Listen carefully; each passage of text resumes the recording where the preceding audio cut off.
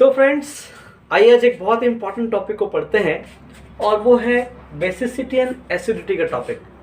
जब भी आप एक एसिड लेते हैं तो उसकी अपनी एक बेसिसिटी होती है, और जब भी आप एक बेस लेते हैं तो उसकी अपनी एक एसिडिटी होती है। तो आइए देखते हैं ये बेसिसिटी क्या है, ये एसिडिटी क्या है। सबसे पहले डेफिनेशन की बात करते हैं,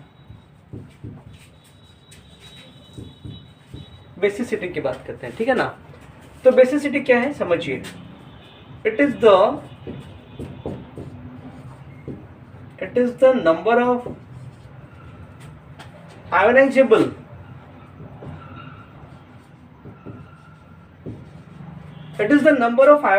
हाइड्रोजन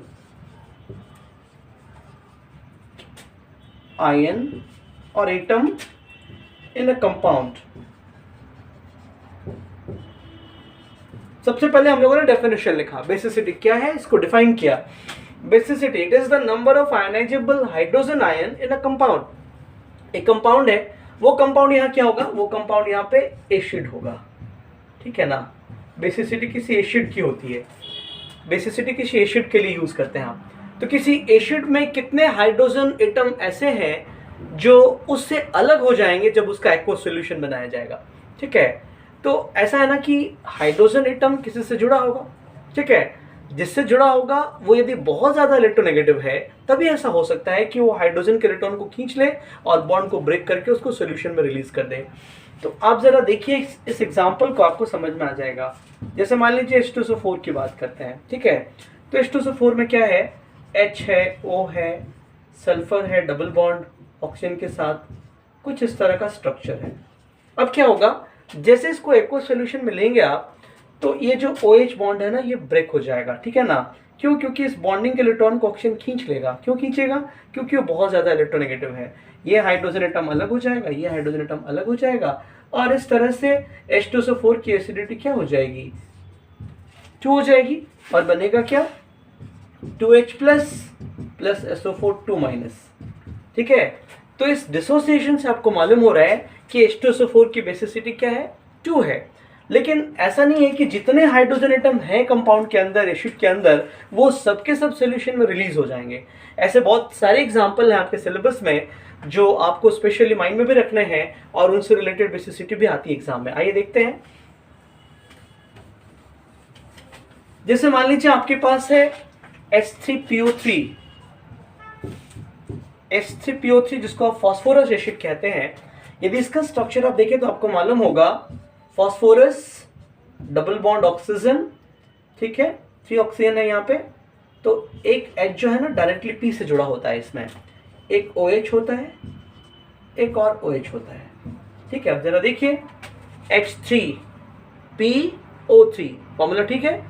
अब यदि आप गौर से देखें तो मालूम होगा कि जैसे इस कंपाउंड को आप सोल्यूशन में ले जाएंगे तो ये OH बॉन्ड टूटेगा, ये OH बॉन्ड ब्रेक होगा। ऑक्सीजन ज्यादा इलेक्ट्रोनेगेटिव है हाइड्रोजन के रिस्पेक्ट में, सेकेंड हाईएस्ट पोजीशन पे आता है वो, और इस वजह से इस OH बॉन्ड को वो ब्रेक कर देगा, इस OH बॉन्ड के इलेक्ट्रॉन को वो कैप्चर कर लेगा, और इस तरह से क्या होगा, ये जो इलेक्ट्रॉन है वो ऑक्सीजन के पास आएगा, हाइड्रोजन यहाँ से फ्री हो जाएगा, इलेक्ट्रॉन उसका ले लेगा ऑक्सीजन, और ये HH फ्री हो जाएंगे। लेकिन ये जो H है ना, ये P से जुड़ा हुआ है, दोनों की EN वैल्यू में बहुत ज़्यादा डिफरेंस नहीं है, इसलिए ये बॉन्ड ब्रेक नहीं होगा, और ये बॉन्ड ब्रेक नहीं होगा तो ये कंपाउंड कैसा हो गया, देखिए 2H प्लस आ गया, प्लस बचता क्या बोलिए, P, H भी बचता है ना, HPO2 एंड 2-, ठीक है। तो इस तरह से आप देख सकते हैं कि यहाँ 3 हाइड्रोजन थे, लेकिन 2 ही हाइड्रोजन ऐसे हैं जो सॉल्यूशन में उससे अलग होंगे, डिटैच होंगे, रिमूव होंगे, और इस तरह से इसकी बेसिसिटी क्या हो जाएगी, बेसिसिटी इसकी 2 हो जाएगी, ठीक है। तो ये बहुत ही सिंपल है, आप स्ट्रक्चर बनाइए और देखिए हाइड्रोजन के साथ इलेक्ट्रोनेगेटिव एलिमेंट जुड़ा है तो ठीक है, वो उसको रिप्लेस कर देगा, ठीक है, उसके इलेक्ट्रॉन को कैप्चर करके उसको सॉल्यूशन में फ्री कर देगा। लेकिन यदि बहुत ज्यादा EN वैल्यू वाला एलिमेंट अटैच नहीं है तो वो उस बॉन्ड को ब्रेक नहीं करेगा, ठीक है ना। और इस तरह से ये हाइड्रोजन बेसिसिटी में कॉन्ट्रीब्यूट नहीं करेगा, और इस तरह से इसकी बेसिसिटी 2 हो जाएगी, ठीक है ना। तो ऐसे और भी एग्जाम्पल्स हैं जो आपको माइंड में रखने हैं, और वो एग्जाम के लिए वेरी इंपॉर्टेंट है। जैसे एक आपके पास है H3PO2, मान लीजिए ये कंपाउंड है, इसके स्ट्रक्चर की यदि बात करें तो आपको मालूम होगा P डबल बॉन्ड O, ये तो होगा OH, ये भी होगा।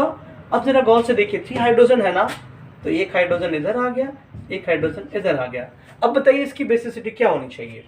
यस, आप लोग बताइए बेसिसिटी 1। इसकी बेसिसिटी 1 ही होगी। सब लोग समझ रहे हैं ना बेसिसिटी 1? क्यों होगी 1? क्योंकि एक ही हाइड्रोजन ऐसा है जो ऑक्सीजन से जुड़ा हुआ है, एक इलेक्ट्रोनेगेटिव एलिमेंट से जुड़ा हुआ है, और इस वजह से ये इलेक्ट्रॉन कैप्चर कर लेगा और इस बेचारे को विदाउट इलेक्ट्रॉन के फ्री कर देगा। ठीक है, H प्लस बन के ये H अलग हो जाएगा, तो इस तरह से इसकी बेसिसिटी 1 हो जाएगी। अब मान लीजिए आप एसिडिटी की बात करते हैं, तो एसिडिटी एक सिमिलर टर्म है लेकिन वो थोड़ा ज़्यादा सीधा साधा है, ठीक है ना। उसमें भी ऐसा ही है, इसमें कितने H प्लस रिलीज होते हैं उस पर सोचना होता है, इसमें कितने OH माइनस रिलीज होते हैं इसकी बात करनी होती है।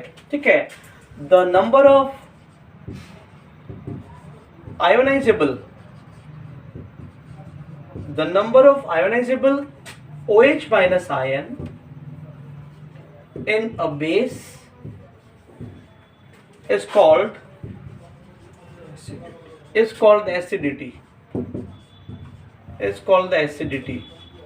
ठीक है, किसी भी बेस के अंदर कितने OH माइनस है, कितने OH ऐसे हैं जो उससे अलग हो जाएंगे सॉल्यूशन में, उसको आप कहेंगे एसिडिटी। ठीक है, अब जैसे एग्जांपल है NaOH है, तो NaOH है, ये क्या करेगा, ये Na plus plus OH minus में कन्वर्ट होगा, है ना। इसकी एसिडिटी क्या हो जाएगी, इसकी एसिडिटी 1 हो जाएगी। मान लीजिए CaOH होल 2 है, तो ये कंपाउंड कैसा है बताइए, ये Ca2 plus plus 2OH minus में कन्वर्ट होगा, मतलब ये कि ये 2OH माइनस रिलीज करेगा सॉल्यूशन में, तो इसकी एसिडिटी 1 हो जाएगी, इसकी एसिडिटी 2 हो जाएगी। ठीक है, वेरी सिंपल। ओके फ्रेंड्स, मिलते हैं नेक्स्ट वीडियो में। Sir till then take care call आ रहा है। And good bye.